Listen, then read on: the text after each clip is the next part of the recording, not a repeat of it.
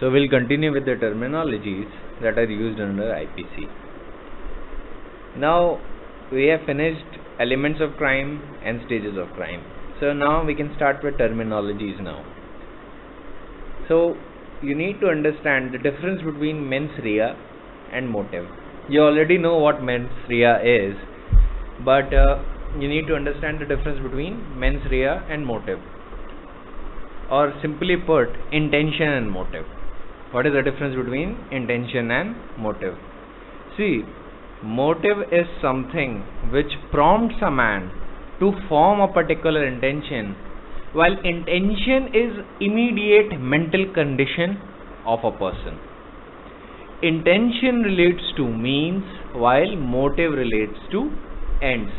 Motive is not a sine qua non. By that I mean an essential condition for bringing the offense home as against the accused, but it is only a relevant question on the matter of intention. So simply put, when I say that a particular man has a particular intention, then it is only the means, the state of mind of a particular person.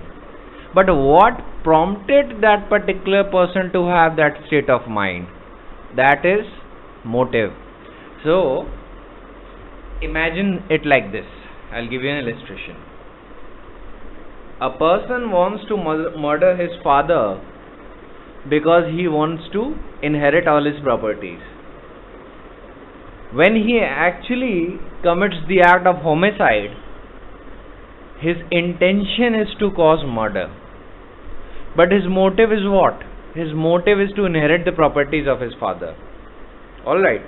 So here we can clearly see the difference in this illustration, that while the person was committing the act of murder, his intention has to fall within the four corners of section 300. For the purpose of criminal law and for the purpose of IPC, it is only that what is relevant. Motive is secondary. Motive could be whatever that person may be thinking. So motive is for the purpose of criminal law, it's only a relevant thing, but it is not an essential condition. That let us suppose if the prosecution is unable to prove motive of a particular person to commit a particular offense, can it be said that the prosecution has failed to prove his case beyond reasonable doubt? The answer is no. The prosecution only needs to prove the particular mens rea or the particular intention which is the necessary constituent of the particular offense that the prosecution is alleging against the accused person. The prosecution need not prove the motive at all. If by the help of a direct eyewitness the prosecution is able to prove that the accused person committed the act of murder and all the evidentiary values of such nature that the court believes it to be of a quality that is beyond reasonable doubt, then in those cases, if the accused were to say that the prosecution has not at all been able to tell the motive of committing murder or explain the motive of me committing murder, then the court will just simply say that it is irrelevant to the question. Your intention stands proved, your act stands proved. Now whatever could have been your motive, that is inside your own mind. We don't know what you wanted to do, and the burden of proof on prosecution is only this, that they have to simply prove that the act of the accused fell within the four corners of the offense, and the intention, which is the necessary requisite to actually home in the offense, it is only that part which is relevant for the purpose of prosecution. However, there are certain circumstances where motive acquires great significance. Let us suppose the case does not have a direct eyewitness. कोई भी eyewitness नहीं है case का, तो case किस चीज पे base कहा जाएगा? Circumstantial evidence, and the case is said to be based on circumstantial evidence. In those stages, motive assumes importance. See, motive is relevant under section 8 of the Indian Evidence Act. But it could not be said that even in the case of circumstantial evidence that if the other circumstances unerringly point towards the guilt of the accused, and the accused were to say, notwithstanding these circumstances against me, the motive has not been proved, then again the accused will fail in his defense, because then again the court will say that the circumstantial evidence against you has proved the offense. So due to the lack of motive or the prosecution's inability to prove your motive, it doesn't mean that the prosecution has failed in its duty to prove the offense against you, right? But generally what happens in practice is that in the cases based on circumstantial evidence, the motive requires significance. The defense often says in its defense that the accused had no motive to commit a particular offense, whatever that it may be. Let us suppose it's murder, then the allegation of murder is there, then the accused will often say that I have no motive to commit a particular crime. Why would I commit that particular crime? It doesn't benefit me in any way. However, practice in courts have demonstrated to the judges that even the most gravest of crimes have been committed for trivial motive or no motive at all. And it is for the precise reason that the courts and the Evidence Act also does not see motive as a sine qua non or an essential condition to prove a particular offense. This is precisely the reason why it is not a sine qua non. Why is it not an essential condition? So criminal law, IPC, is only concerned with what? Mens rea and intention. Motive is relevant, but a lack of motive doesn't affect the ability of the prosecution to prosecute its case. If the prosecution is able to prove his case otherwise, then the lack of motive is not at all such a lacunae which actually defeats the prosecution case. Alright, to keep this definition very clear, that intention impels a man. Intention is something which is an immediate mental condition. But what makes a person forms that intent is called the motive, right? I'll give you another illustration. If a man kills his starving family for want of food, he believes that he is very poor, he is unable to feed them properly, and he thinks, he is a very religious man also, he believes that if he were to kill every single member of his family including himself, then they will move on to a better world in the afterlife. So what he does, he actually kills both his wife, his children, and then tries to kill himself also, which is suicide. But within requisite amount of time, he is caught hold by his neighbors, and he is handed over to the police officers, and now he's on a trial for murder. Now during the course of the trial, this person, during his examination, actually tells to the court that I actually committed homicide of my family because I thought, because we were starving, I thought that they would move on to the afterlife, they'll move on to a better world where there will be no suffering. So here, the motive of committing the offense on a certain moral perspective is good. Here the motive is not bad. The motive is a neutral good. You can say that the man never wanted to commit such an act, but it is circumstances which made him so, and he genuinely believed that the afterlife will be better for him and his family as well. He genuinely believed that. But will the law let him off merely because his motive was good? The answer is no. The law will say that your motive might have been good, or your motive might have been bad. We are not concerned with that. We are concerned what was your intention while you committed a particular act. and on the matters of fact, it has been shown that your act amounted to murder, in that case, such person shall be held guilty for the offense of murder. Alright.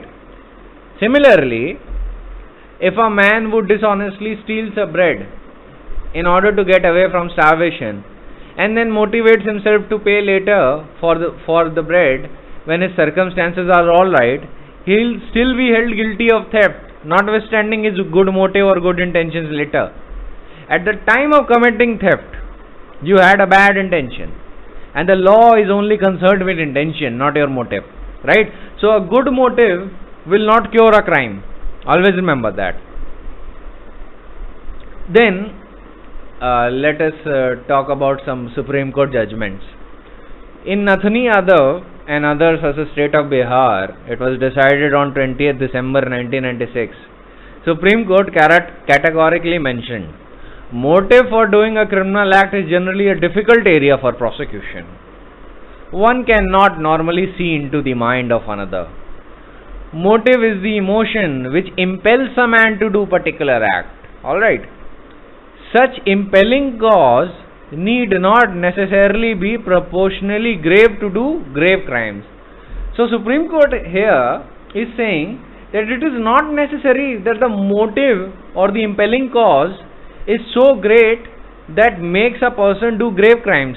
It has often been witnessed that gravest of crimes have been committed for the trivialest of motives.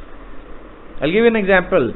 There was this case where a particular person, what he did, the accused person actually murdered a child of 6-year-old merely because he talked back to him, and he murdered her brutally. And when asked why did you do that, he simply said that I was angry, I wanted to assuage my feelings. मतलब मैं अपनी feeling शांत करना चाहता था, मुझे गुस्सा आ रहा था इसलिए मैंने ऐसा किया. So that is why in defense he responded that I wanted to assuage my feelings. That is why I committed a particular act. So Supreme Court is saying that only. Supreme Court is saying that impelling cause हमेशा are not proportional to the gravity of the crime. It could be that motive is very trivial, but the gravity of crime is very great. And often happens that the motive is very great, but the gravity of crime is very trivial. That is why Supreme Court says that the motive is an unreliable friend. It cannot be relied upon all the time to decide upon the gravity of the crime. That is why it has been kept relevant only, not the determinative factor. Intention is the determinative factor. Alright, intention is the determinative factor.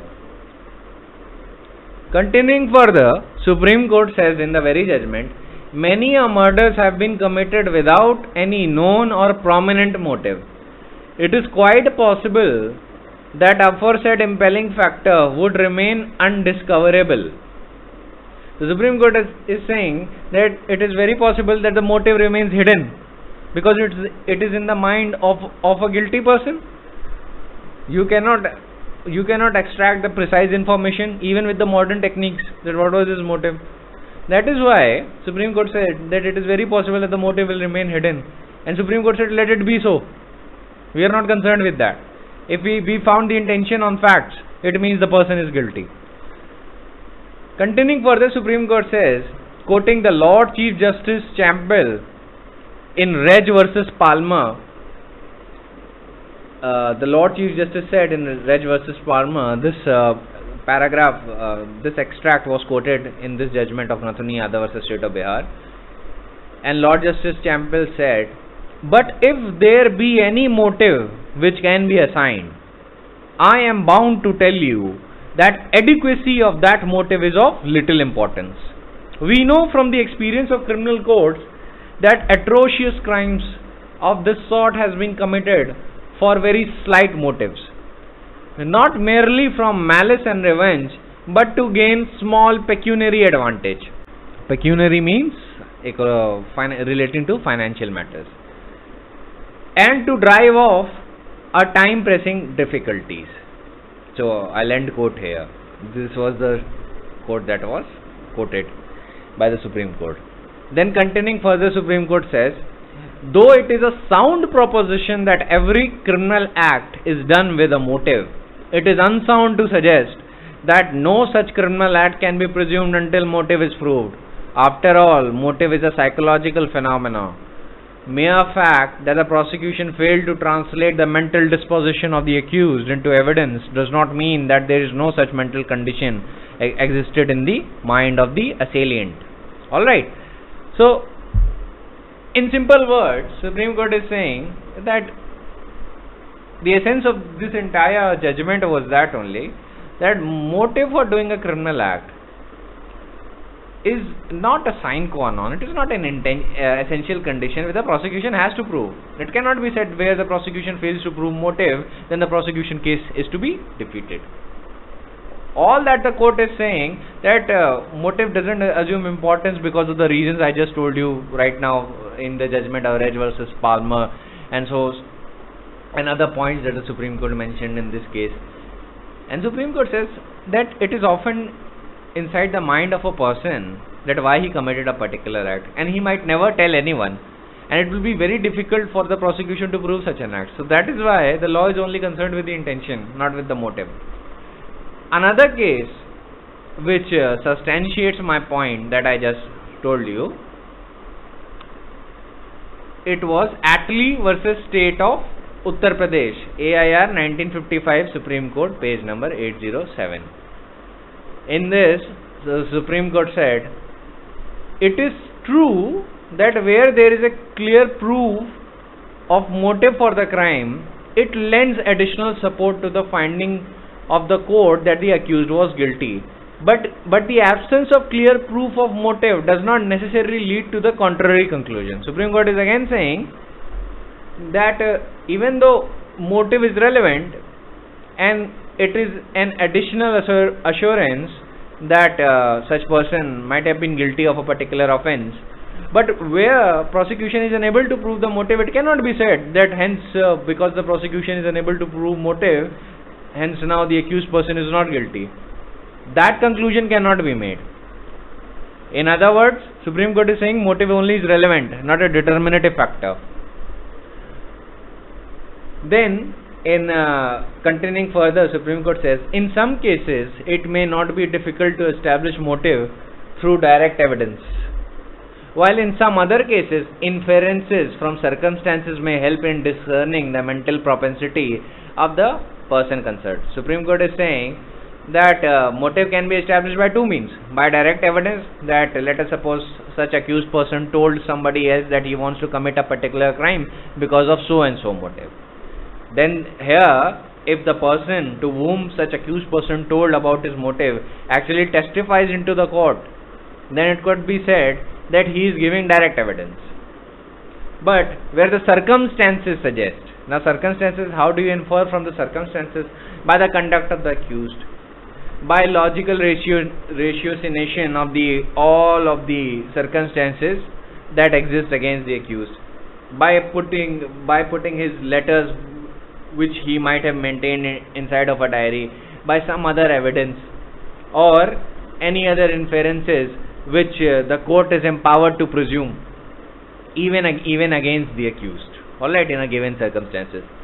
Let us suppose the court asks, did you murder your father because you wanted to succeed to his property? And the accused does not answer it. And the court says, answer this particular question. And he says, I will not answer it. And the court is in a good position to draw an adverse inference in these situations. Alright, but it is a rebuttable presumption also. I will not get into Evidence Act too much, but these things can be done. So, all you need to know right now that motive can be proved either through direct evidence or through circumstantial evidence. Now, what are those direct evidence, what are those circumstantial evidence? That will deal in Evidence Act. For the purpose of IPC, I am just telling you what are what. Now, continuing further, in Attlee versus State of Uttar Pradesh, the Supreme Court says, there may also be cases in which there is not possible to disinter the mental transaction of the accused which would have impelled him to do an act. No proof can be accepted in all cases as to now the mind of the accused work in a particular situation. sometimes it may appear that the motive established is a weak one, that by itself is insufficient to lead to any inference adverse to the prosecution. Supreme Court is saying, let us suppose prosecution proved a motive, it was very trivial one, and the defense says it is a very trivial motive. Why would any rational person commit a horrendous act on such a trivial motive? Then the courts can always say that the practice inside the court has always shown that most heinous of crimes have been committed for a trivialist of motives. I'll give you an illustration. If let us suppose a person says, let us suppose B actually abused A 5 years ago. During a college ragging event, he actually abused A. Now A kept a grudge for 5 years, and after 5 years he decided that he'll murder B the moment he graduates. Let us suppose he was a BA LLB student, and after 5 years he murders B. Now B has also told his friend C that he murdered B. B told his friend C that he murdered A because 5 years ago A has actually abused B in a college ragging event. Now when the prosecution actually proves that before the court of law, before the trial court, the defense raises an objection that this is a very trivial motive. How can the prosecution rely on that? Why would a person keep a grudge for 5 years and then murder a person merely because that person has abused the accused person in the past, and that too 5 years ago? This is a very absurd motive. Then the courts will always say absurdity of the motive is not relevant. The motive is weak is not relevant. The only thing that is relevant is that motive was there. Alright. It is a link in the chain of circumstances. By itself, of course, it is not an essential condition. So here the prosecution also have to prove that a particular crime was committed with a particular intention, which proves an offense. But the presence of motive lends an additional assurance that the prosecution's case is true. So in this scenario, if your defense were to raise an objection that this is a very trivial motive, why would a person keep a grudge for 5 years? Court will always say that trivial motive has often led to the gravest of offenses. So the existence of a very great motive or a very small motive or a very trivial motive is irrelevant. The existence of motive is what is relevant. It is only relevant, just keep in mind. I am using my words very carefully while describing these things. I am only using the word relevancy for motive.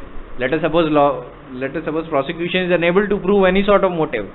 Even then, if the prosecution is able to prove the intention requisite for commission of an offence, then the lack of motive will not be of that level which defeats the prosecution case.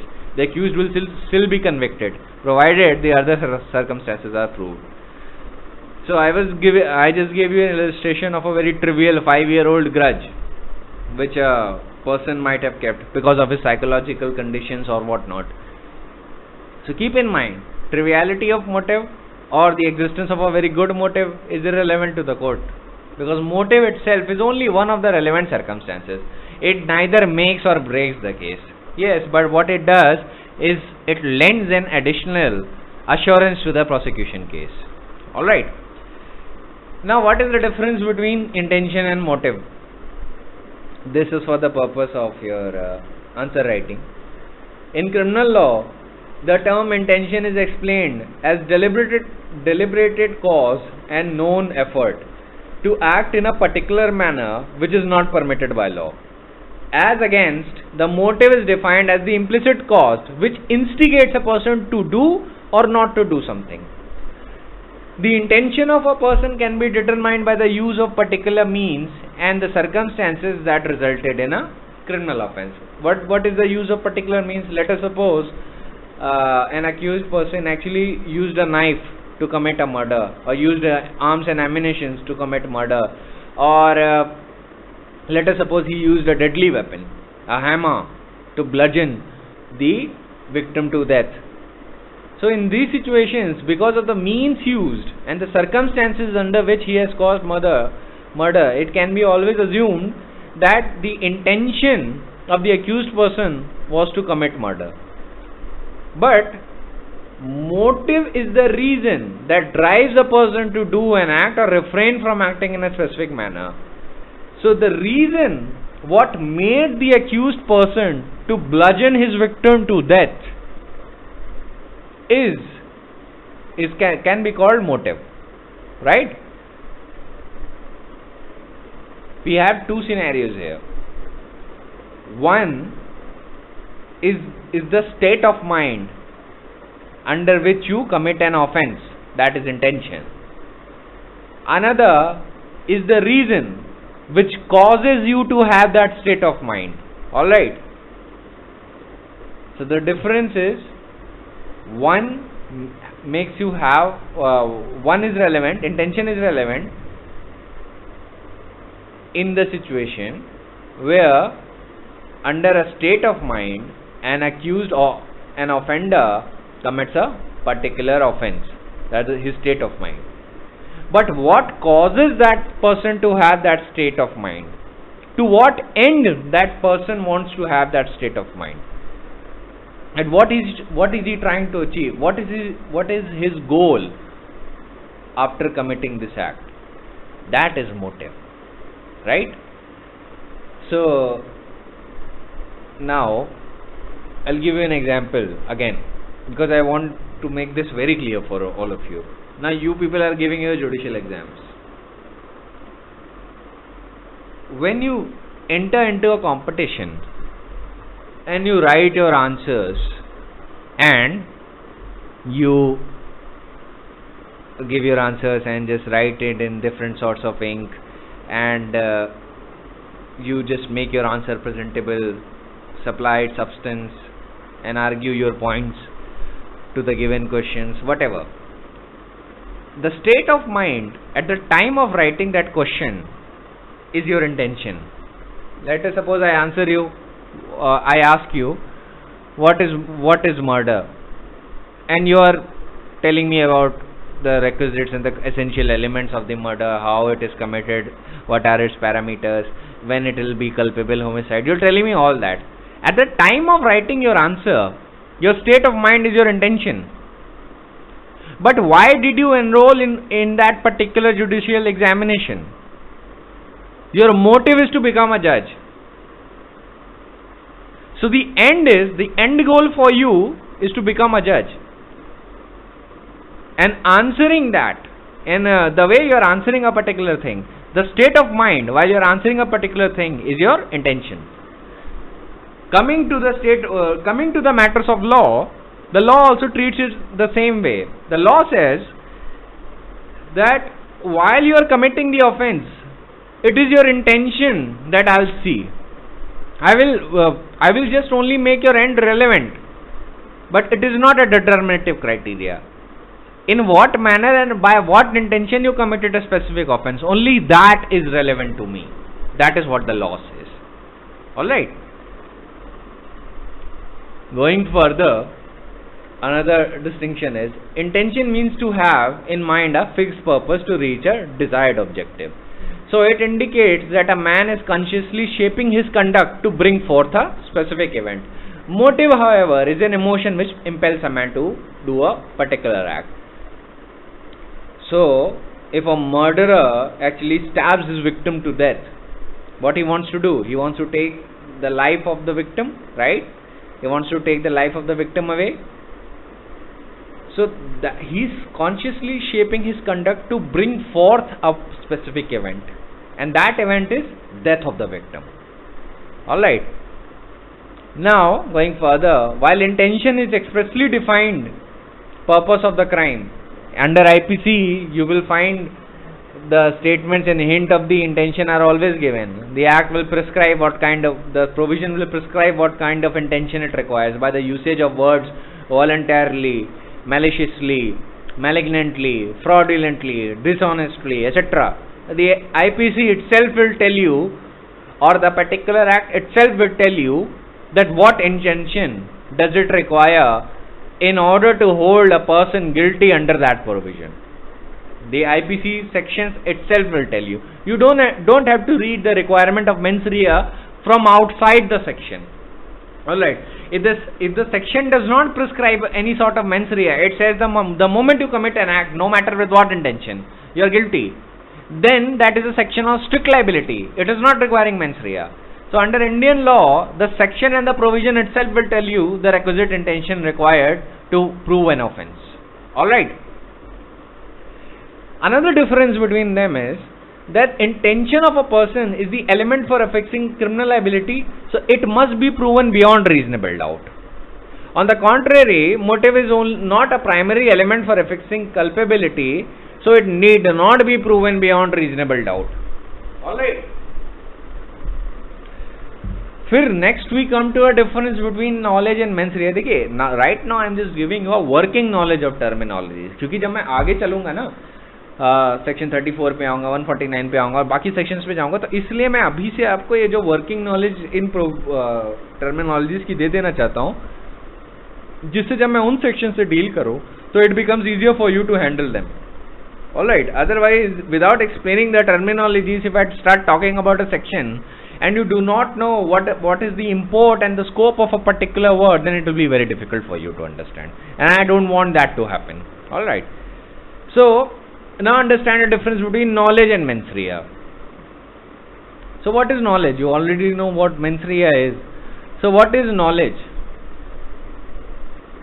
The legal definition of knowledge is, knowledge denotes a bare state of conscious awareness of a certain facts in which human mind might itself remain supine or inactive, whereas intention connotes a conscious state in which mental faculties are roused into activity and summed up into action for deliberate purpose of being directed towards a particular and specific end which the human mind conceives and perceives before itself. This definition has been given in the case of Kesar Singh and another versus State of Haryana. It was decided on 29th April 2008. So I'll reiterate again, and after this I'll give you illustration. Knowledge denotes a bare state of conscious awareness of a certain facts, in which human mind might itself remain supine or inactive. हो सकता है आप aware हो, पर आप उस पर ध्यान नहीं देते. You are aware about the situation. But intention is a conscious state in which mental faculties are roused into activity. They are roused into action, and it is a deliberate purpose of being directed towards a particular act and a specific end which human mind conceives and perceives before itself. So intention में क्या होता है? Let us suppose A wants to murder B, right? So he gets a knife and then he stabs him. Here his intention is to kill him, to commit the offense of murder. So when he's stabbing him, his intention shows that his mental faculties are roused into activity. है ना? जब वो मार रहा होगा, चाकू का वार कर रहा होगा, तो उसका दिमाग एक्टिव होगा. His mind is very active that he wants to make certain that he causes death of B, right? तो इसमें उसका दिमाग एक्टिव भी होता है, and his mental faculties are roused into action. However, knowledge में क्या होता है? In knowledge, when we say that you have a knowledge, it says you have a bare state of consciousness. अब bare state of consciousness का क्या मतलब है? जब एक डॉक्टर, मान लीजिए कोई एक बहुत डेंजरस और कॉम्प्लेक्स ऑपरेशन कर रहा है, मान लीजिए, तो ऐसी सिचुएशन में क्या हो सकता है? उसको पता है there is a risk of causing death. यहाँ पे अगर ये ऑपरेशन फेल हुआ तो देयर आर सम चांसेस कि डेथ कैन बी कॉज्ड. तो ये जो बेयर स्टेट ऑफ अवेयरनेस है ना उसके दिमाग की, ये उसकी नॉलेज है. व्हेन, दूसरा एग्जांपल देता हूं, जब आप गाड़ी चला रहे हैं तेज स्पीड में, ठीक है, तो आपका दिमाग एक बात बोलेगा कि अगर कोई सामने आ गया है या कोई मतलब ऐसी सिचुएशन में एक्सीडेंट भी हो सकता है, तो what does it tell you? You are aware about the possibility of an accident might an accident taking place, and a deadly accident taking place, because you are speeding your car. So that denotes your knowledge. Your human mind is aware of this situation. वो aware है इन facts के बारे में, but to that it has kept in a supine or inactive state. आप aware तो हो उसके बारे में, बट वो कॉन्शियसली आप वो रिजल्ट लाने की कोशिश नहीं करते हो. जब आप गाड़ी बाहर रोड पे चलाते हो, आप किसी को मारने की थोड़ी ना कोशिश करते हो. Even though you are aware about the possibility of an accident, you are aware about the possibility that someone might die if an accident happens. So this state of mind of being aware of these type of situation is your knowledge. ये knowledge है, ये intention नहीं है. When you drive a car with an intent to crush someone, वो intention है, वो knowledge नहीं कहलाएगी, क्योंकि यहाँ पे आप एक्टिवली एक रिजल्ट प्रोड्यूस करने की कोशिश कर रहे हो और आपकी मेंटल फैकल्टी तब उसी एंड की तरफ काम करेंगे. You speed with a deliberated intent to crush someone. But जब आप नॉर्मली ऑफिस जा रहे हो, you are trying to go to your office, and then your mind will be aware about this situation that accident can happen and somebody might die, but you are not actively trying to produce that result. So it is a bare state of conscious awareness. You have the awareness, but it is of a bare state. You are not actively trying to produce that result. So your mind is supine or inactive regarding that, but it is aware to that state. All right. So I hope this example clears you. थोड़ा क्या आपको working definition दे देता है दोनों के बीच में difference क्या है इंटेंशन के बारे में. Next I tell you what the supreme court has to say regarding this. In Jayaprakash versus state Delhi administration 1991 supreme court cases volume number 2 page number 32, supreme court says we may note that at this state intention is different from motive or ignorance or negligence. It is the knowledge or intention with which the act is done that makes the difference in arriving at a conclusion whether the offense is culpable homicide or murder. Therefore, it is necessary to know the meaning of these expressions as used in these provisions. The intention and knowledge of the accused are subjective and invisible states of mind. Obviously, we cannot peer into the mind of others and know what is his intention or what is his knowledge unless his intention manifests in the real world. Unless and until his intention manifests in the real world, we wouldn't be able to tell it. If you have a particular intent to do a particular act and you never tell anyone, you never act on it, then no one else on the planet can know about your intention unless you act upon it, because then your conduct and circumstances will tell everyone that what was your intention. So continuing with the Supreme Court's case, Supreme Court says the intention and knowledge of the accused are subjective and invisible state of mind, and their existence may be gathered from circumstances such as weapons used, the ferocity of the attack, multiplicity of the injuries, and all the surrounding circumstances. The framers of the court designed the words intention and knowledge, and it is accepted that knowledge of the consequences which may result in doing an act is not the same thing as intention that such consequences should ensue. Firstly, when act is done by a person, it is presumed that he must have been aware that certain specified harmful consequence would and could follow. But knowledge is a bare awareness and not the same thing as intention that such consequence should ensue. As compared to knowledge, intention requires something more than mere foresight of the consequences, namely purposeful doing a thing to achieve a particular end. So this was what the Supreme Court had to say in Jayaprakash versus State of Delhi Administration. Now primarily the illustrations I gave you should give you an idea that what is the primary difference between the two. Now the Supreme Court in this case actually spoke in the terms of the murder and difference between murder and culpable homicide, because the word actually has a lot of value there. So right now we are not dealing with the murder and culpable homicide. I just want you to be aware about the definitions, that how the particular word is used. I'll give you another illustration. Let us suppose if you dig a trench and you hide it by leaves or by any other concealment method or by any other embellishment, and you just leave it at that. You just move on. You have created a trench, you have hidden that trench with leaves, it is in the middle of the road, and you leave it at that. You don't have a particular intent to kill anybody or harm anybody. But the knowledge will say that you are very aware that somebody might fall in that trench and die. Let us suppose if a motorcycle is speeding at a very high speed and it falls into that trench. At the very least, a person will sustain a lot of grievous injuries, and death could also ensue. In that situation, it can be said that you had the knowledge of that particular event, although your intention was not there to cause death or grievous injury to that particular victim who fell into that trench. आपका intention ये बिल्कुल भी नहीं हो सकता है कि you can always say कि मेरा कोई इंटेंशन ही नहीं था इन भाई साहब को चोट पहुंचाना जो मोटरसाइकिल को बहुत तेजी से चला रहे थे और फिर ट्रेंच में गिर गए.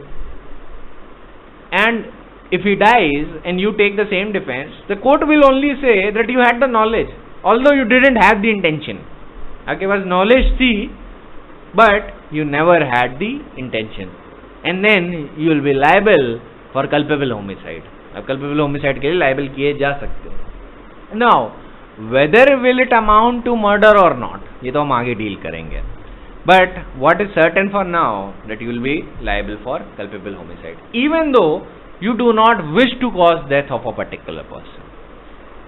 So if A, let us suppose, dig the trench in the middle of the road,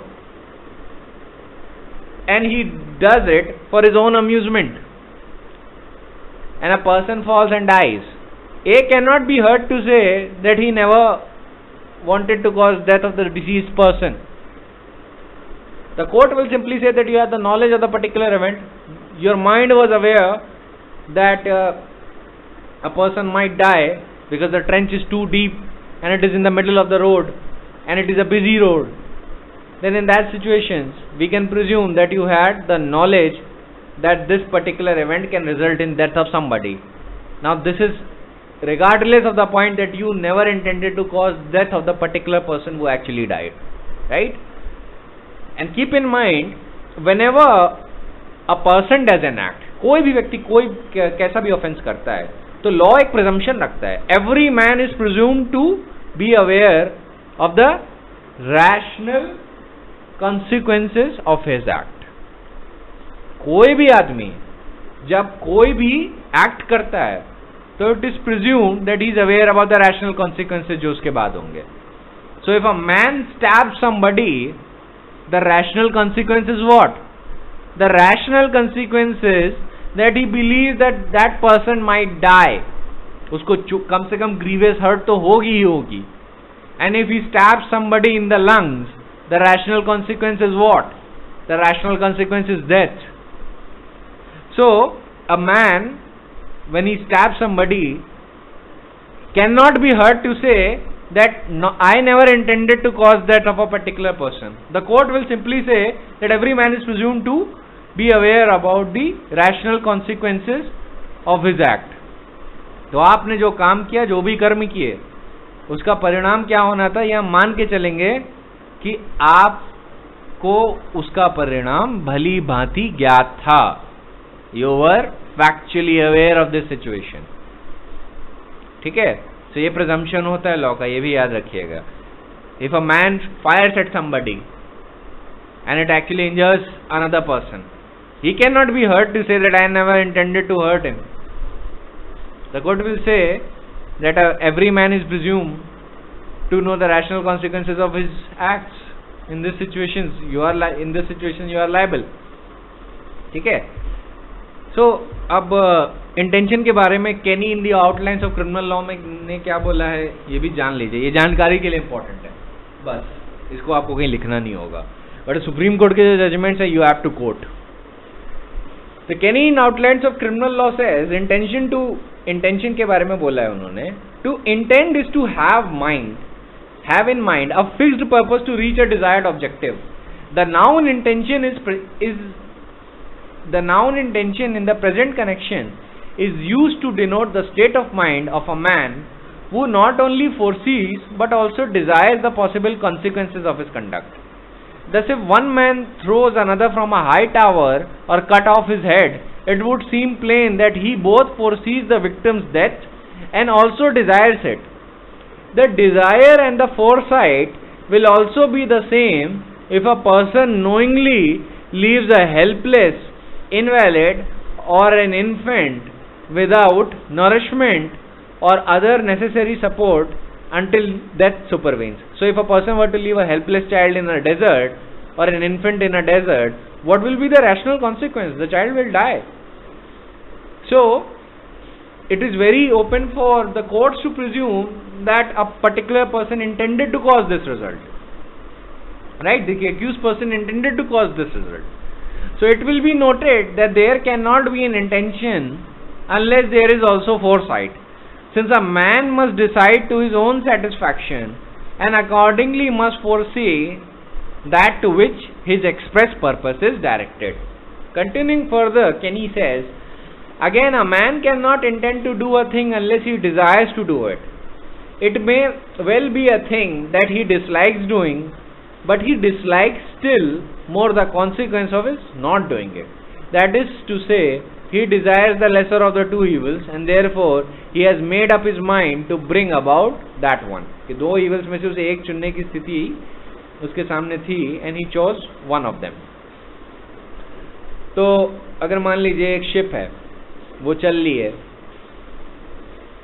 और उसके सामने ये रिस्क है कि अगर वो जिस पाथ पे चल रही है तो वो एक ऐसी शिप से टकरा जाएगी जिसमें बहुत सारे पैसेंजर्स हैं, जिसमें let us suppose there are 1000 passengers and if it were to change its direction, तो वो ऐसी बोट से टकरा जाएगी जहां पे सिर्फ एक पैसेंजर है या 2 पैसेंजर्स हैं. तो यहाँ पे दोनों में से एक ईवल चूज करना है, या तो बड़ी शिप से टकरा जाए तो बोट से टकरा जाए. And if the owner of such ship changes its direction and turns it towards boat and thereby it injures the boat and the death is caused of the passengers of the boat, then in those situations it could be said that the man actually formed an intention to choose either of those evils. ठीक है. फिर Russell on crime क्या कहते हैं? Russell on crime says in its 12th edition, page number 41, in the present analysis of the mental element in the crime, the word intention is used to denote the mental attitude of a man who has resolved to bring about a certain result, if he can possibly do so. He shapes his line of conduct so as to achieve a particular end at which he aims. It can thus be seen that the knowledge as contrasted with intention signifies a state of mental realization with a bare state of conscious awareness of a certain facts in which human mind remains supine or inactive. तो supreme court ने ये जो supine और inactivity की definition ली है Russell's on crime से ली है. On other hand, intention is a conscious state in which mental faculties are roused into activity and summoned into action for the purpose of achieving a conceived end. It means shaping of one's conduct so as to bring about a certain event. Therefore, in the case of intention, mental faculties are project in a set direction. Intention need not necessarily involve premeditation. Whether there is an intention or not is a question of fact. ये जरूर ध्यान में रखिएगा. Existence of intention is a question of fact. ये कोई question of law नहीं होता. Whether there has been an intention or not is a question of fact. Or intention can be formed eo instantae. By that is वो immediately भी form हो सकता है बिना किसी premeditation के. It can form on the spot itself. Now we'll continue further. We'll talk about dishonestly and fraudulently. In order to understand dishonestly, you need to first understand what is wrongful gain. See, a wrongful gain is defined under section 23. It says wrongful gain is gained by unlawful means of a property to which the person gaining is not legally entitled.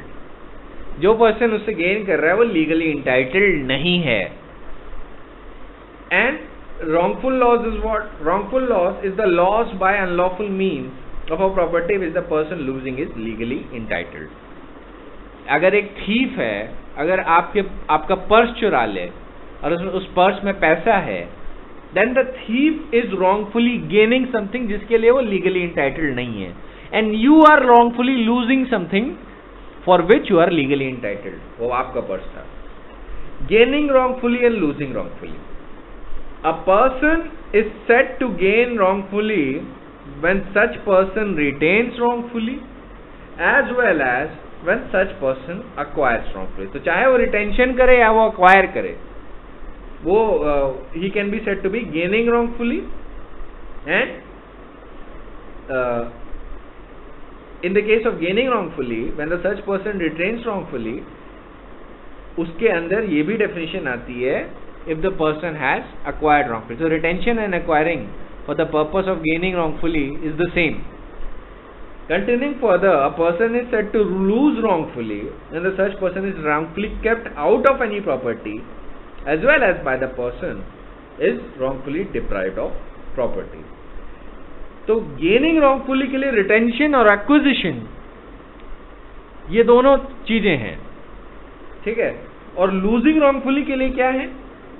When the person is wrongfully kept out of any property as well when the person is wrongfully deprived of the property. So keeping out and deprivation of property, ये losing wrongfully के लिए relevant है. अब हम आते हैं उस definition पे dishonestly की.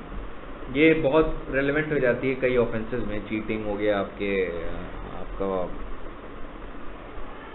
क्या कहते हैं, आपका criminal breach of trust हो गया. Several other offenses are there which are relevant for that purpose. So dishonestly पे हम लोग शुरू करते हैं. Whoever does anything with the intention of causing wrongful gain to one person or wrongful loss to another person is said to do that thing dishonestly.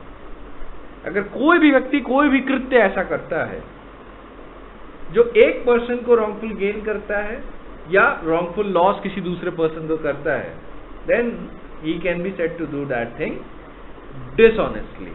ठीक है. और ये requisite intent है dishonestly का. intention क्या है? causing wrongful gain to one person और disjunctive है या wrongful loss to another person. ये जरूरी नहीं है कि wrongful gain ही हुआ है.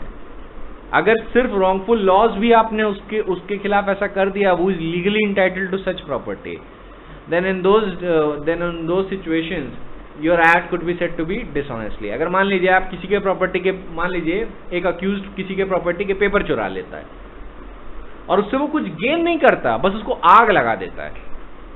In that situation, even though उसके पास wrongful gain नहीं हुआ, but he has caused the wrongful loss to the owner of property. वहां पे wrongful loss हो गया. तो ऐसे केस में he can be said to be dishonestly. He can be said that he acted dishonestly. वो ये डिफेंस नहीं ले पाएगा कि मुझे कोई फायदा नहीं हुआ, मुझे कोई wrongful gain नहीं हुआ. इसीलिए यहाँ पे जो wrongful gain to 1% है, उसके बाद एक disjunctive आता है और उसके बाद शुरू होता है wrongful loss to another person. इन सब चीजों का ध्यान रखिएगा. Section 24. Section 25 की definition है fraudulently. A person is said to do a thing fraudulently if he does that thing with the intent to defraud but not otherwise. अब ये कुछ एक्सप्लेन करता नहीं है किसी को. इन सारी चीजों को जानने के लिए आपको Stephen's history of criminal law देखना पड़ता है कि यार फ्रॉड का ये मतलब था क्या. तो फ्रॉडुलेंटली की जो क्लासिक डेफिनेशन है वो Stephen's history of criminal law of England की वॉल्यूम नंबर 2 पेज नंबर 121 पे दी गई है. यहाँ पे सर जेम्स स्टीफेंस कहते हैं कि फ्रॉड को डिटरमाइन करने के लिए मैंने पूरा पैराग्राफ आपके लिए बुक से निकाल के रख दिया है स्टडी नोट्स में, बट बेसिकली क्रक्स क्या है उनका. वो कहते हैं फ्रॉड को जानने के लिए उसमें कुछ एसेंशियल एलिमेंट होते हैं. फ्रॉडुलेंटली या इंटेंट टू डिफ्रॉड को जानने के लिए there are certain essential elements. First is deceit और an intention to deceive, or in some cases mere secrecy, and secondly either actual injury or possible injury or risk of possible injury by means of that deceit or secrecy. और injury आप पता है widely construe करेंगे, body mind reputation property, तो इसमें deceit होता है और या तो एक्चुअल इंजरी होता है या पॉसिबल इंजरी होता है या रिस्क ऑफ पॉसिबल इंजरी होता है. This intent is seldom present and sir James Stephens कहते हैं this intent is seldom the only और the principal intention entertained by fraudulent person. Whose principal object nearly in every case is his own advantage. A practically conclusive test of the fraudulent character of a deception for criminal purpose is this: did the author of the deceit derive any advantage from it which could not have been had if truth had been known? If so, it is hardly possible that advantage should not have had an equivalent in loss or risk or loss to someone else, or if so, there was fraud. तो sir James कह रहे हैं in his history of criminal law, वो बताते हैं जो conclusive practical test है वो ये है in order to know the fraudulent or deceptive character, कि जो ऑथर जिसने डिसीट किया क्या उसने कोई एडवांटेज गेन किया है या नहीं, और अगर उसने कोई एडवांटेज गेन किया है या there was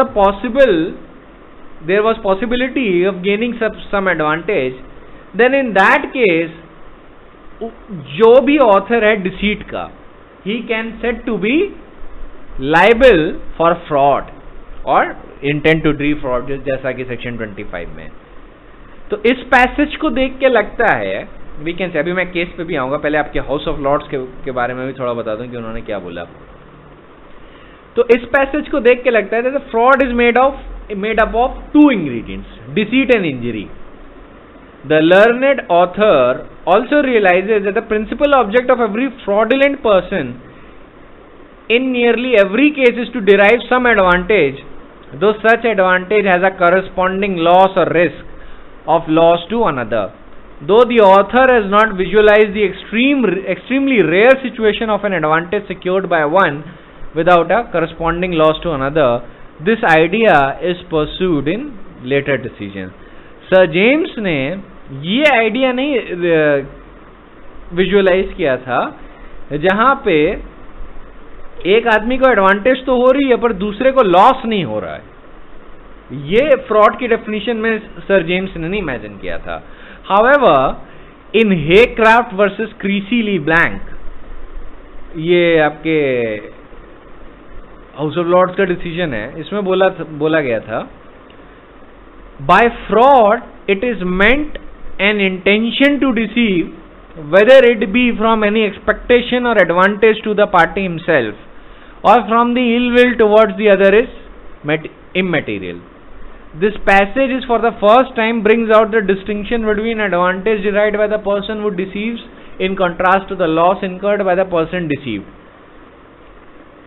Buckley Justice in Re London and Clove Financial Corporation Limited brings out the ingredient of fraud as thus: to deceive is, वो Justice Buckley says, to deceive is, I apprehend, to induce a man to believe a thing to be true which is false and which the person practicing deceit knows or believes to be false. तो हेक्राफ्ट के case में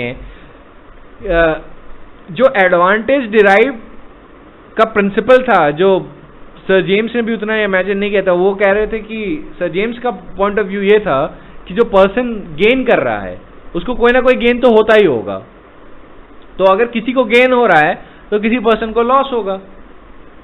but हेक्राफ्ट में एक distinction create की गई थी between advantage derived by the person who deceives in contrast with the loss incurred by the person deceived. तो इसमें बोला गया था कि जरूरी नहीं है कि पर्सन को लॉस ही हुआ हो. It is not necessary that in all cases loss should इनकर टू अनदर पर्सन, वरना वो डिसऑनेस्टली की डेफिनेशन में ना कवर हो जाए. So this is why fraud is a wider, ये जो फ्रॉड के एलिमेंट है ना, defraud with the intent to defraud, fraudulently, ये बहुत वाइड है इन स्कोप में, इसमें सारी इंजरी कवर हो जाती है। बट डिसऑनेस्टली रॉन्गफुल गेन और रॉन्गफुल लॉस तक ही कन्फाइंड रहता है, while fraud is a wide expression. अब हम देखते हैं इन्हीं सारी चीजों को देखते हुए कि सुप्रीम कोर्ट ने क्या बोला, सुप्रीम कोर्ट ऑफ इंडिया क्या बोलता है इसमें। Supreme court says in doctor Vimla versus Delhi administration कि द एक्सप्रेशन डिफ्रॉड, अब ये आपको कोट करना है, involves two elements, namely deceit and injury. ये ध्यान में रखना है, expression defraud involves two element, deceit और injury to the person deceived and to the person deceived. Injury is something other than an economic loss, मतलब injury में सिर्फ economic loss ही नहीं आता, उससे ज्यादा चीजें आता है। That is deprivation of property, whether movable और इमूवेबल, और of money. It will also include any harm whatever cause to any person in body, mind, reputation और such others. In short, it is the non-economic or non-pecuniary loss, a benefit or advantage to the deceiver will almost always cause loss or detriment to the deceived. Even in those rare cases where there is a benefit or advantage to the deceiver but no corresponding loss to the deceived, the second condition is satisfied. Supreme Court ने Haycraft versus Creasy-Leblanc के ratio को approve किया है और sir James फिट्जजेम्स Stephen's की भी definition को approve किया है in case of doctor Vimla versus Delhi administration. It was decided on 29th of November 1962। Supreme court ने बोला है कि even in those rare cases जहां पे बेनिफिट और एडवांटेज जो डिसीवर को अक्रू हुआ है पर कोई लॉस नहीं हुआ टू द पर्सन डिसीव्ड, तो भी वो डिफ्रॉड की कंडीशन में आ जाएगा। मान लीजिए आपने मुझे कोई धोखा दिया और मुझसे एक सॉफ्टवेयर ले लिया, वो सॉफ्टवेयर मेरे भी पास है और वो सॉफ्टवेयर आपके भी पास है, मुझे कोई टेक्निकली लॉस नहीं हुआ, पर आपने तो मुझे धोखा देके एक सॉफ्टवेयर मुझसे ले लिया जो राइटफुली मैं किसी को सेल कर सकता था। इन दैट सिचुएशन आप जो हो, you have committed fraud upon मी, और ऐसे केस में for the purpose of criminal law जो डेफिनेशन ऑफ डिफ्रॉड है उसमें सिर्फ इकोनॉमिक ही नहीं, नॉन पेक्यूनरी लॉस भी शामिल है। अब चाहे वो बॉडी में हो, चाहे वो माइंड में हो, चाहे वो रेपुटेशन में हो। ये जो पॉइंट है ये बहुत ज्यादा वैलिड हो जाता है उन सिचुएशंस में जहां पे ऑफेंसेस अगेंस्ट द वुमेन आएंगे, specially in rape cases, in the cases of breach of promise to marry, in rape cases जहाँ पे सेक्सुअल इंटरकोर्स ये बता के किया गया है कि I will marry you if you commit sexual intercourse with me, and the woman actually commit sexual intercourse on basin the entire thing on the promise of marriage कि मेरी मैरिज हो जाएगी उससे, that is why I am committing that. तो अगर ऐसा धोखा दे के लिया गया है तो ये डिफ्रॉड की डेफिनेशन में आ जाएगा। अंडर व्हाट ये इंजरी कहाँ पे कॉज हुई है? There has been injury in body, mind and also in reputation, right? यहाँ पे इकोनॉमिक लॉस नहीं हुआ पर ये डिफ्रॉड की डेफिनेशन में आ जाएगा। हालांकि even in IPC you will not see defraud as an essence of the ingredient of that person, पर जहाँ पे कंसेंट मिस्टेक ऑफ फैक्ट पे ली जाती है वो कंसेंट विशिएट हो जाता है। और डॉक्टर विमला के केस में सुप्रीम कोर्ट ने एक बात बोली थी, या यही बात बोली थी कि जो डिफ्रॉड का एलिमेंट है it is much wider than the your dishonest intention. Dishonest में तो simply wrongful gain, wrongful loss होना चाहिए, पर डिफ्रॉड में सिर्फ इकोनॉमिक लॉस ही नहीं आता, इसके अंदर आपका वो भी आता है, क्या कहते हैं, अगर आप कोई नॉन पेक्यूनरी एडवांटेज भी गेन करते हैं तो भी आता है। अगर मान लीजिए कोई व्यक्ति अगर एडमिट कार्ड फॉर्ज कर लेता है और फिर ऐसे में वो वहां पे चला जाता है, यूनिवर्सिटी में चला जाता है और एग्जाम दे देता है, even though he is not entitled to obtain an admit card due to whatever reason, तो ऐसे केस में यूनिवर्सिटी को लॉस तो नहीं होता, उसको नुकसान तो नहीं हुआ, टेक्निकली स्पीकिंग कोई नुकसान तो नहीं हुआ उसे, तो ऐसे केस में अगर सिर्फ डिसऑनेस्ट होना ही इंटेंशन वो रहता क्रक्स ऑफ चीटिंग, तो ऐसे केस में क्या हो जाता कि इन टाइप की फॉर्जरीज जो होती है ना, कि एडमिट कार्ड फॉर्ज कर लिया, डिग्री फॉर्ज कर ली, ये सारी चीजें फॉर्ज कर ली जिससे किसी को सीधा कोई नुकसान नहीं हो रहा, तो ऐसे केस में वो डिसऑनेस्ट इंटेंशन नहीं कवर कर सकता, पर वो फ्रॉड के केस में आ जाएगा, डी फ्रॉड के मैटर्स में आ जाएगा। और कोर्ट, और ये अगर वो डिफेंस लेते हैं कोर्ट में कि भाई अगर मैंने फॉर्ज एडमिट कार्ड ले लिया तो इससे किसी को नुकसान तो हुआ नहीं, ना मैंने कोई एडवांटेज इससे डिराइव की, मैं तो एग्जाम देने में केपेबल ही तो हुआ, अब मैं एग्जाम में फेल भी हो सकता हूं, मैं एग्जाम में पास भी हो सकता हूं, तो मुझे तो कोई एडवांटेज मिली नहीं अभी। तो कोर्ट आपको ये बोलेगा कि फ्रॉड के लिए ये एसेंशियल नहीं है कि आपने कोई इकोनॉमिक एडवांटेज गेन की या आपने नॉन पेक्यूनरी एडवांटेज गेन की, ये एसेंशियल है कि क्या आपकी जो डिसीट थी, whatever your deceit was, उससे या तो ऑपोजिट पार्टी का लॉस हुआ हो, और अगर लॉस नहीं भी हुआ हो तो अगर आपने इंजरी कॉज कर दी बॉडी, माइंड या रेपुटेशन में, तो in those cases you could be validly be held liable for defrauded intention. अब डिफ्रॉड इंटेंशन किसी भी क्राइम में कुछ भी हो सकता है। ऐसे डिफ्रॉड, ऐसे फ्रॉडुलेंटली कई सेक्शंस में आपका मेन इंग्रेडिएंट है, जैसे कि आपका 206, 207, 208, 210, 239, 240, 242, 243, 246, 253, 261, 264 to 266, 415 से 420, 421, 422, 423, 424, 463 से 471 फॉर्जरी से रिलेटेड है, 472, 477, 477A और 496 एसेट्रा। इलस्ट्रेटिव लिस्ट आपको दे रहा हूँ, मेमोरी अलोनी पे दे रहा हूँ। तो ये एसेंशियल एलिमेंट होते हैं इन सारे केसेस में जो डी फ्रॉड है। जैसे चीटिंग का एग्जांपल ले लीजिए। अब चीटिंग में डिसीट में दो एलिमेंट इंपॉर्टेंट है। चीटिंग में डिसीविंग इंपॉर्टेंट है, फ्रॉडुलेंटली और डिसऑनेस्टली इंपॉर्टेंट है, या चाहे आप फ्रॉडुलेंटली करें चाहे डिसऑनेस्टली करें। तो अगर कोई पर्सन इम्पर्सोनेट करता है किसी को, इफ अ पर्सन इम्पर्सोनेट्स एनीबॉडी, एक फेक एडमिट कार्ड बनाता है और चला जाता है, तो मान लीजिए यूनिवर्सिटी को कोई लॉस नहीं हुआ और यूनिवर्सिटी ने उसे पकड़ लिया ऐसे फेक एडमिट कार्ड होल्डर को, बाद में उसे प्रोसिक्यूट किया, तो क्या वो ये डिफेंस ले सकता है कि यूनिवर्सिटी को तो कोई लॉस नहीं हुआ? The answer is no, he can not, not for the purpose of defraud. अगर यहां पे सिर्फ डिसऑनेस्ट इंटेंशन होता, फ्रॉडुलेंटली हटा दिया जाता, सिर्फ डिसऑनेस्ट इंटेंशन होता, वर्ड फ्रॉडुलेंटली ना होता चीटिंग में, तो ये आदमी जरूर कह सकता था कि देखिए इसके लिए या तो रॉन्गफुल गेन होना चाहिए या तो रॉन्गफुल लॉस होना चाहिए। तो ना मैंने कुछ रॉन्गफुली गेन किया और ना आपका कोई रॉन्गफुल लॉस हुआ, क्योंकि ऐसी कोई प्रॉपर्टी नहीं थी जिसके लिए आप लीगली इंटाइटल्ड थे। ना आपका कोई इकोनॉमिक डेप्रिवेशन हुआ है, ना आपका डेप्रिवेशन ऑफ प्रॉपर्टी हुआ है, चाहे वो मूवेबल प्रॉपर्टी का हो, चाहे इमूवेबल का हो, चाहे या मनी का। इनफैक्ट तो मैंने तो एडमिट कार्ड की फीस भी दे दी, भले ये फेक एडमिट कार्ड था। तो इसमें तो आपको इकोनॉमिक गेन ही हुआ है। तो यहां पे क्योंकि यहां पे फ्रॉडुलेंटली वर्ड का यूज हुआ है, तो फ्रॉड के पर्पस के लिए यहां पे ये नहीं देखा जाएगा कि उसने इकोनॉमिक एडवांटेज या डिसएडवांटेज हुई है या नहीं, ये क्वेश्चन रेलेवेंट नहीं है।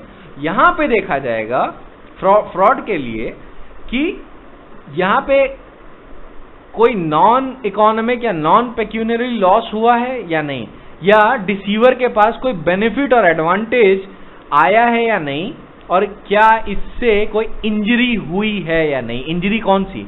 Body, mind, reputation, property as defined under section 144। तो फ्रॉडुलेंटली की डेफिनेशन इतनी ज्यादा वाइड है कि it covers with in its scope economic loss also and non pecuniary loss also. तो मतलब इकोनॉमिक हो, नॉन इकोनॉमिक हो, वो सारा इसके अंदर कवर हो जाता है। It is very wide. तभी मैं हमेशा स्टूडेंट्स को बताता रहता हूं कि वर्बिस लेजिस नॉन एज सिजेंडम। From the words of law there is no departure. अगर लॉ कोई स्पेसिफिक वर्ड किसी स्पेसिफिक सेंस में यूज करता है तो you need to know the scope of that word. Without knowing the scope of that word you will never be properly be able to interpret that section. तो अब आपको यह समझ में आ गया कि अगर यहाँ पे सिर्फ डिसऑनेस्टली शब्द यूज हुआ होता तो इसका क्या इफेक्ट होता। यहाँ पे यूनिवर्सिटीज को प्रोसिक्यूट ना कर पाती, लेकिन चूंकि यहाँ पे फ्रॉडुलेंटली शब्द का भी यूज हुआ है चीटिंग में और मेनी अदर ऑफेंसेस में, तो वहां पे for the sake of our illustration ये हो सकता है कि जो पर्सन है जिसने फेक एडमिट कार्ड बनाया, इवन दो वो कोई लॉस नहीं कॉज करता यूनिवर्सिटी को, स्टिल वो इंजरी जरूर कॉज करता है रेपुटेशन में। अगर किसी यूनिवर्सिटी में फेक डिग्री होल्डर या फेक आपके एग्जामिनी जाते हैं जो एग्जाम देते हैं या फेक स्टूडेंट्स हैं, तो इंस्टीट्यूट की रेपुटेशन सफर करती है या नहीं। और क्योंकि वो इंजरी वहां पे हो गई है, then he will be liable. तो डिफ्रॉड के लिए नॉन इकोनॉमिक लॉस भी कवर होता है। यही डॉक्टर विमला में बोला गया था कि expression defraud involves two elements, namely deceit and injury to the person deceived. Injury is something other than economic loss. Injury is something other than economic loss. That is deprivation of property, whether movable or money. It will include any harm, whatever caused to any person in body, mind, reputation or such other.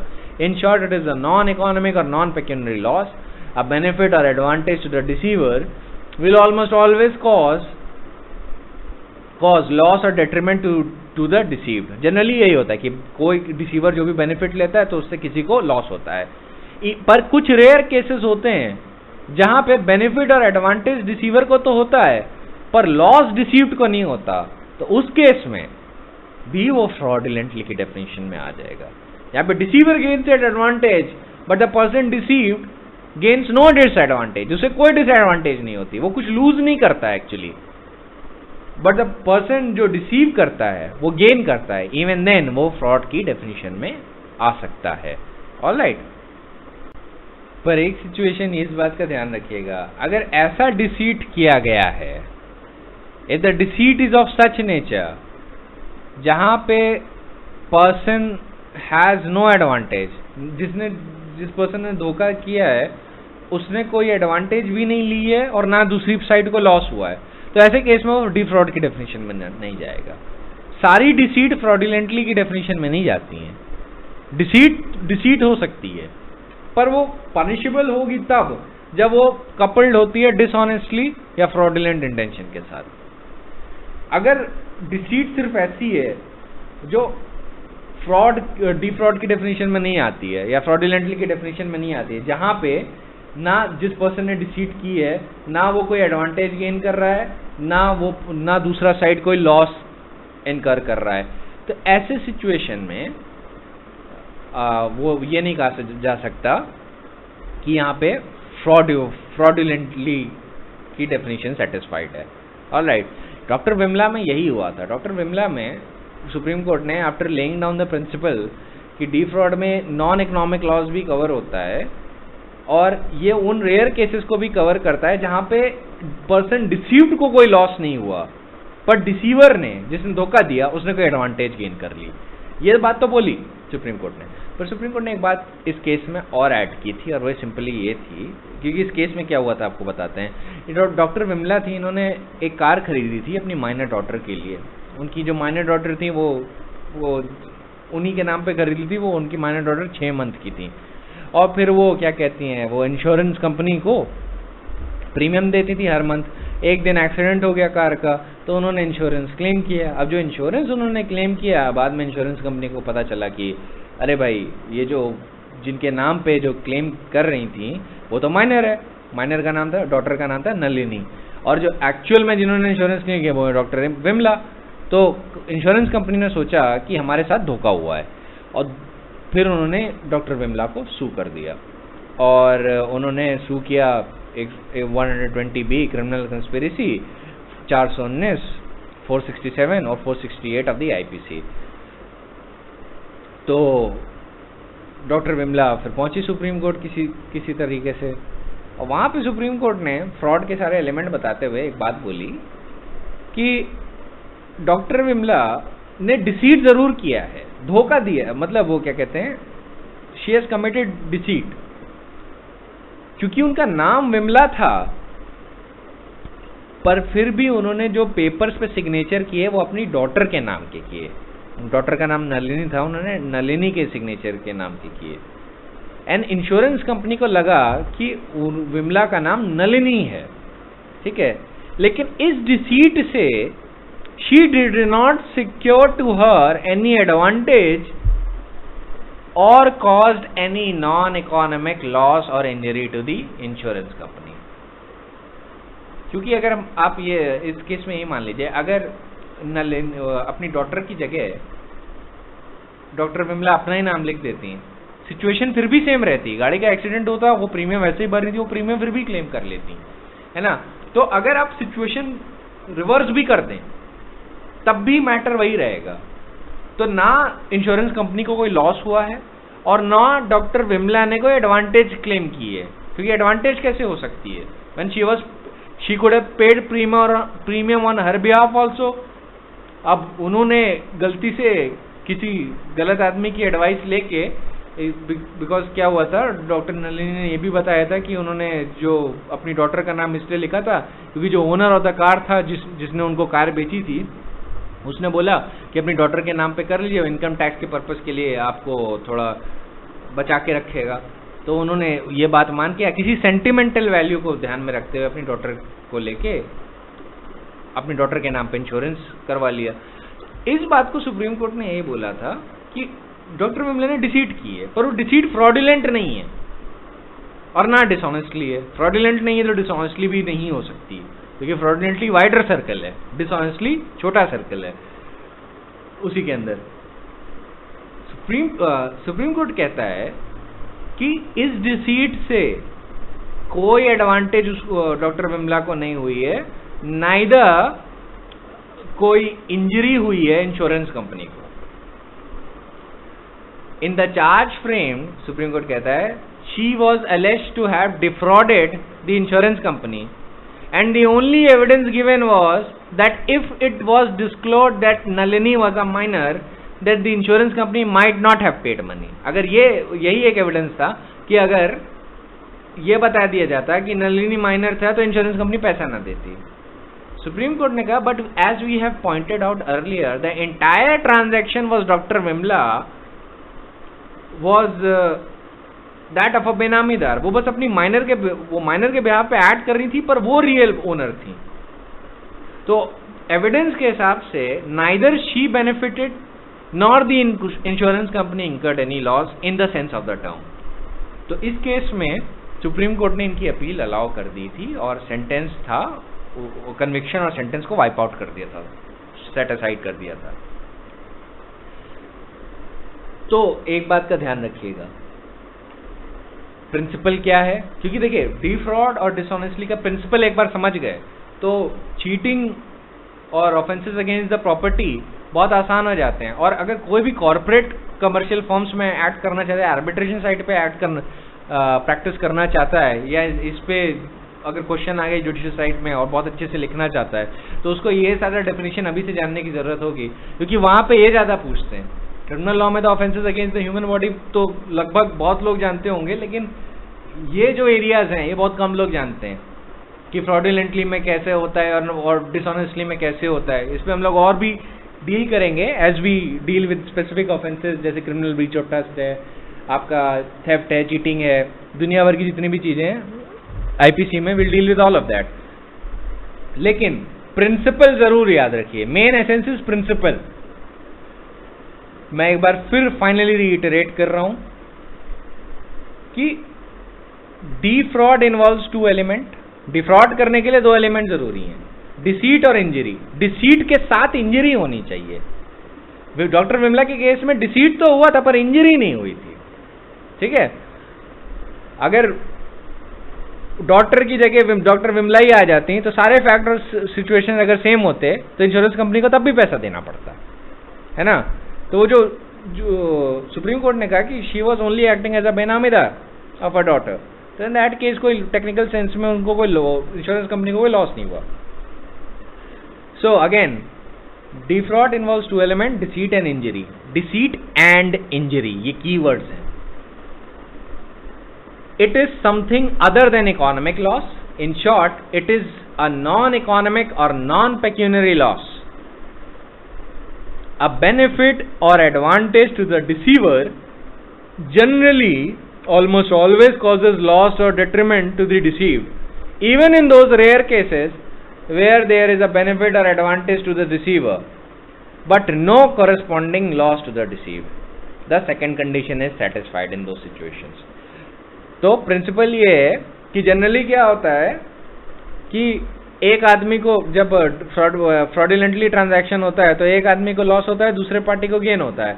Rare cases में क्या होता है कि जिस पे deceit किया गया उसने कोई लॉस नहीं इनकर किया, पर जिसने डिसीट किया उसने कोई एडवांटेज ले लिया, उसको एक चीज की एडवांटेज हो गई. तो ऐसे केस में भी वो फ्रॉडुलेंटली की डेफिनेशन में आ जाएगा.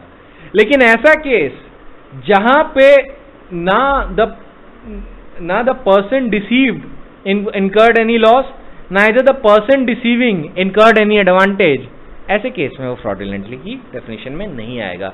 Not all deceits are equal. In order for a deceit to be fraudulent, there has to be injury coupled with it. Injury in body, mind, reputation or such other matters. ठीक है. Then I come to your Union of India versus and others versus Ravinder Singh. In this case में ये 29 सितंबर 2011 को decide हुआ. Supreme court ने यही point जो मैंने अभी आपको बताया सारे रिइटरेट किए. देन गोइंग फर्दर 2010 में एक जजमेंट था Meghmala and others versus G Narasimha Reddy का. 2010 volume number 8 supreme court cases page number 383. It was reported in supreme court cases. Supreme court ने कहा इस केस में कि it is a settled legal proposition that where a person gets an order और office by making a misrepresentation और playing fraud upon a competent authority, such order cannot be sustained in the eyes of law as fraud unravels everything. अगर कोई person किसी को धोखा देके कोई order gain कर लेता है या कोई ऑफिस पे बैठ जाता है तो ऐसे केस में fraud will unravel almost everything. एक प्रिंसिपल है fraud et jus nunquam cohabitant कि fraud and justice never dwell together. Fraud is an act of deliberate deception which are designed to secure something which is otherwise not due. Fraud and deception are synonymous. Fraud is an anathema to an equitable principles, and any affair tainted with fraud cannot be perpetuated or saved by an application of an equitable doctrine. Equity कभी भी fraud को cure नहीं कर सकती. An act of fraud on court is always viewed seriously. इस case को आप इसके facts तक ही confined रखिएगा. सारी डिसीट फ्रॉड नहीं होती है, बात याद रखिएगा. In order for a deceit to be fraudulent it has to be coupled with injury. अगर कोई इंजरी नहीं हुई तो डॉक्टर विमला का रेशियो अप्लाई हो जाएगा. फिर डॉक्टर विमला इसी पॉइंट पे लेट ऑफ हो गई थी, उनका सेंटेंस सेट असाइड कर दिया गया था और कन्विक्शन भी सेट असाइड कर दिया गया था सिर्फ इसी पॉइंट पे कि even though she caused a deceit, कि उन्होंने डॉक्टर विमला का नाम उनका डॉक्टर विमला है पर उन्होंने अपनी डॉक्टर का नाम यूज किया और डॉक्टर के नाम के सिग्नेचर किए. इवन इन दैट केस कोई अनफेयर एडवांटेज उन्होंने नहीं गेन किया और नाइदर इंश्योरेंस कंपनी को भी लॉस हुआ, क्योंकि she was acting as a benamidar. अगर उनको रिप्लेस कर दिया जाता डॉक्टर से, डॉक्टर विमला का अगर रियलिटी होती तब भी in a given situation insurance company को पैसा देना ही पड़ता. तो माघमाला एक प्रिंसिपल बताता है, ये आपका सिविल लॉ में भी काम आएगा. तो ये बस इसका प्रिंसिपल बस ये है कि इक्विटी, कोई भी इक्विटेबल प्रिंसिपल्स को यूज नहीं कर सकता फ्रॉड को क्योर करने के लिए, specially in the matters of criminal law. तो अगर मान लीजिए आपने कोर्ट को धोखा देके कोई ऑर्डर ले लिया या आप किसी ऑफिस पे बैठ गए, आप अक्सर देखते होंगे कि यहाँ पे फेक आईएएस और आईपीएस ऑफिसर निकलते हैं. अभी हरियाणा में एक फेक जज भी निकला है. तो ऐसे केस में यू कैन ऑलवेज से कि जो इक्विटेबल प्रिंसिपल्स हैं वो कभी भी फ्रॉड को क्योर नहीं करेंगे. Such a person can not come turn around and say कि देखिए मैंने जजमेंट तो एकदम सही दी है, मेरे जजमेंट लीगल है, मेरे जजमेंट वैलिड है. Let us suppose that Haryana just take that particular example who has recently been arrested. He was actually a court master who pretended to be a जज. तो ही कैन से देखिए मेरे judgement तो एकदम सही है, मैंने तो जजमेंट एकदम हाई कोर्ट के हिसाब से दिए हैं और सारा प्रिंसिपल ऑफ लॉ पे भी सही है. तो कोर्ट कहेगा ठीक है होंगे, बट फ्रॉड आपने किया. You have gained N unfair advantage bye sitting on the office of जज. You sat on an August office of a जज and that can not be allowed. That was a fraud. अगर आप मान लीजिए court को धोखा लेके कोई ऑर्डर ले लेते हैं, आप कोर्ट को बताते हैं कि अ पर्टिकुलर सिचुएशन एग्जिस्ट और वो सिचुएशन है नहीं वैसी, और कोर्ट आपकी बात मान लेता है. एंड में कोर्ट को पता चलता है कि you lied to them on oath, you lied to the court on oath. In that situation court can always recall its order on the matter of fraud. ठीक है, तो फ्रॉड इज इन अनाथेमा. तो equitable principles उसे कभी भी cure नहीं कर पाएंगे. अब फ्रॉडलेंटली और डिसऑनेस्टली में थोड़े कुछ डिफरेंस होते हैं. Fraud involves a deception, while dishonestly के लिए डिसेप्शन इंपॉर्टेंट नहीं है. ये बात याद रखिएगा. फ्रॉड में डिसेप्शन जरूर होगा, बट डिसऑनेस्टली के लिए डिसेप्शन इंपॉर्टेंट नहीं है.